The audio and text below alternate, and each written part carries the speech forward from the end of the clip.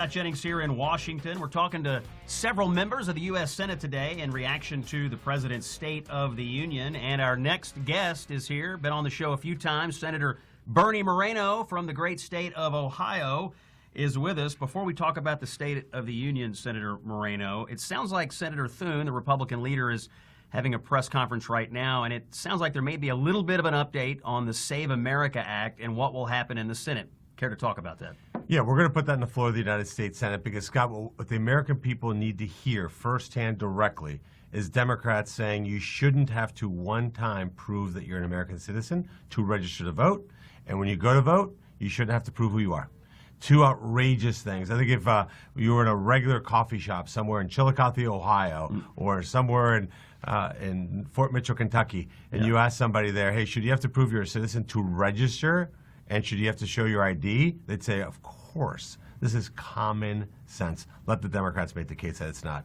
And still to come on this conversation, there'll have to be some internal conversations among the Republicans about how to possibly change the filibuster rules in the Senate to stop the Democrats from blocking it, but those conversations are still to come. Yeah, absolutely. And again, we're going to put some common sense guardrails in place that doesn't change the tradition of the Senate.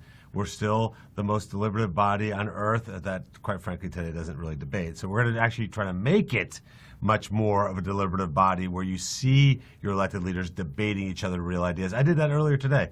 I debated Ron Wyden on a very simple bill. It said that if you're on welfare, you shouldn't be able to send money overseas. Ron Wyden said that's racist, to which I reminded him I'm an immigrant, and I find it racist that he thinks that immigrants come here to be on social welfare programs. All right, Senator Moreno, you're very involved here at the National Republican Senatorial Committee. You're very acquainted with the electoral landscape for the fall. A couple things. Number one, did the president give the Republicans the message to run on for this November? And maybe run through a couple of the key races that the Republican Party really needs to win this November to hold the Senate majority.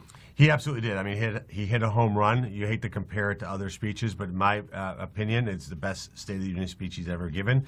I think he struck the perfect tone of just truly loving America.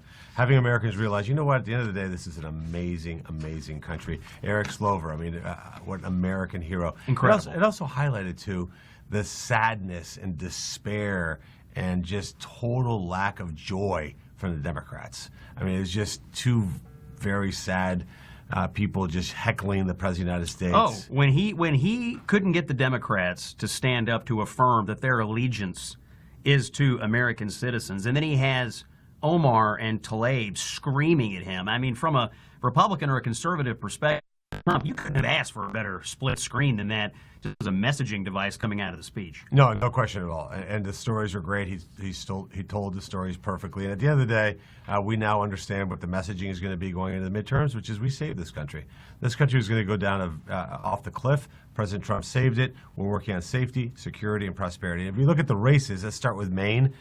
Susan Collins is a very effective senator. By the way, your listeners would be surprised to know that she actually votes with Republicans more than your senator in Kentucky, Rand Paul, and she's actually with us quite a bit. But she represents Maine.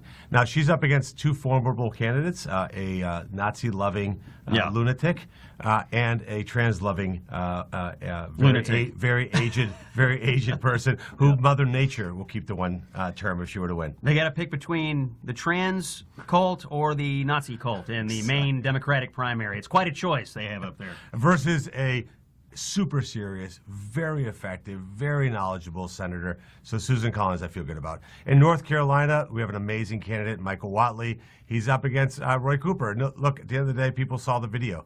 That Ukrainian girl who came to America to seek refuge was killed because of Roy Cooper's policies. He let that lunatic out on the streets. He'll do more of that. Michael Whatley would never make that happen. That race is going to turn on public safety. I mean, I think that Charlotte story outraged people in North Carolina. I mean, it outraged people across the country, but Roy Cooper as governor let a bunch of dangerous people out on the streets. Absolutely. Then we turn our attention to Michigan, a state just north of us that we beat in football.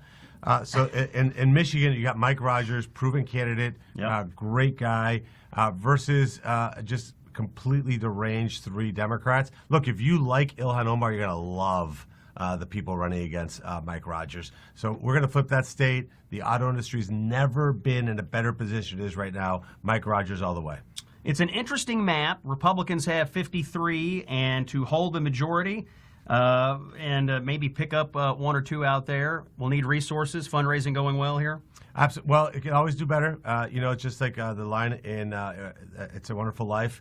Money comes in handy down here, Bob. So, look, if you care about this country, you care about expanding the Senate majority, do whatever you can to help senators. In my case, teammoreno.org. You can go on there, help. That money goes to the NRSC. That's Bernie Moreno of Ohio. I'm Scott Jennings. You're on Salem. Stay with us. Dan Sullivan is next.